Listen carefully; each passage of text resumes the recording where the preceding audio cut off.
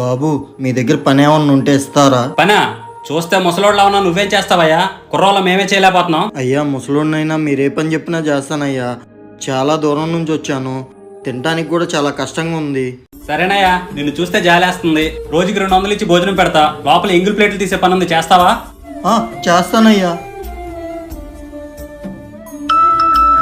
ఏంటయ్యా ఎవరో ముసలాయిని పెట్టారు, ఆయనేమో మేము తిన్న ఇంగిలి ప్లేట్లే కూడా తినేస్తున్నారు. ఆయన మధ్యాహ్నం అన్నం పెట్టట్లేదు ఏంటి? ఇలా అయితే మా అలాంటి వాళ్ళు రారు. సారీ సార్, ఇంకోసారి అలా జరగదు. అరే చరణ్, ఆ ముసలోని తీసుకురారా. ఏరా, మధ్యాహ్నం దున్నపోతులా తిన్నావు, మళ్ళీ ఎంగిల్ ప్లేట్లో కూడా తినాలా? నీలాంటి లేబర్ రోడ్ని పెట్టుకోవడం నాది బుద్ధి తక్కువ. అయ్యా నేను లేబరోడ్ని కాదయ్యా, అన్నం విలువ తెలిసినోడినయ్యా. అన్నం విలువ అంత తెలిసినోడివా?